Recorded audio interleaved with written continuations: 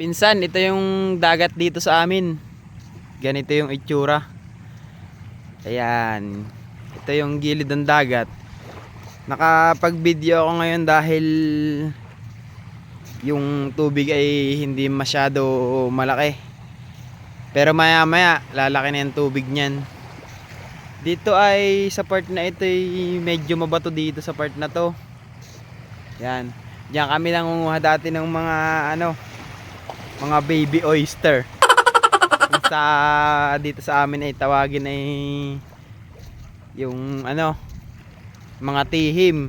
Yun ang tawag diyan sa mga baby oyster. Kasi maliliit yun kaya baby oyster yun. Yan. Tapos doon naman sa may mga bangkang yun doon sa may mga bangkang yun.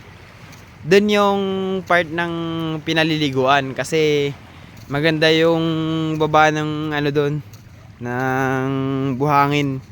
Wala masyadong mga bato doon, napakaliit ng bato. Pero dito sa part nito, madami ditong bato. Kaya hindi dito hingan.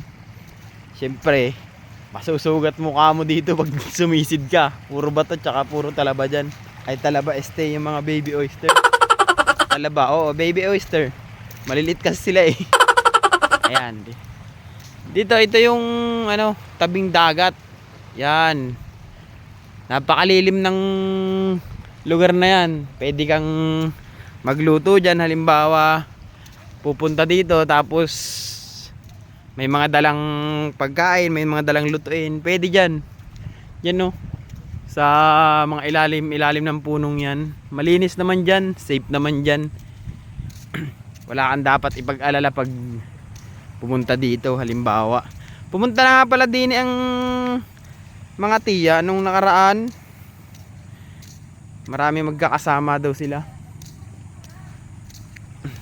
Hindi ko naman nakakita nung sila ay nagpunta dito. Gawa ng medyo busy din, madami din ginagawa. Ilang araw din yata sila dito nung nagpunta sila. Ayan, nandito na tayo sa place na pwedeng paliguan. Dito na yung lugar na yun na pwedeng paliguan. Yan. Medyo mahaba-haba din yung pwedeng paliguan yan. Tapos dun sa susunod naman na area ulit, dun medyo malayo-layo pa naman. Madami na naman batuhan dun. Nakakuha din kami dun ng mga baby oyster. Yan.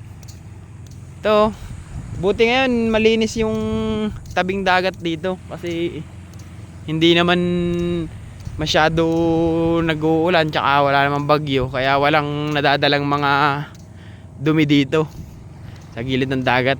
Tsaka siguro na din yung mga tao, kumbaga hindi na rin sila masyado nagtatapon ngayon ng mga basura, siguro ganun kaya hindi na masyadong madumi dito. Dati ng mga bata kami, nangunguha kami dito ng mga kahoy, panggatong. Marami kasing inaano dito ng mga panggatong na kahoy. Ngayon wala na masyado. Napakalinis na dito sa tabing dagat. Yan. Napakaganda ng sikat ng araw.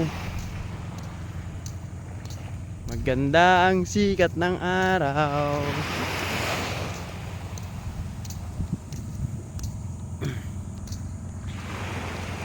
Buti pagpunta ko dito sa tabing dagat, sakto.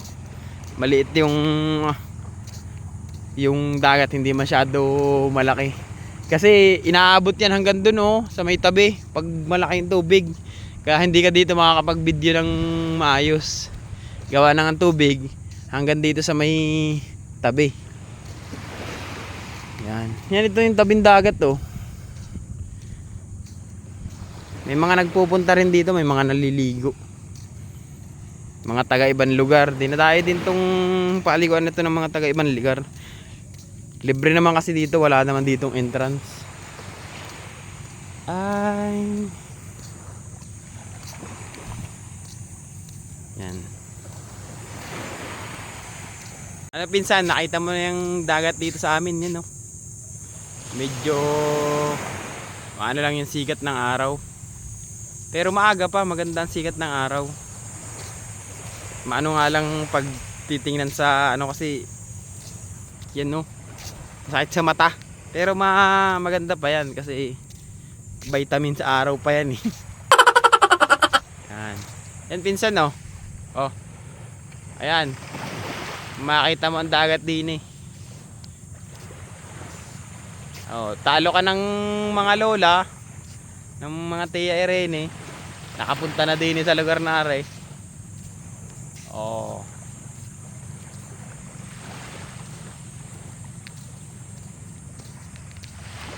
Okay na pinsan. Ay pakita ko na sa iyo ang dagat din eh. Ganun na yung itsura. Oo. Ikay mag-iingat lagi diyan. Sa lugar na marami ang camel. Ingat lagi, pinsan.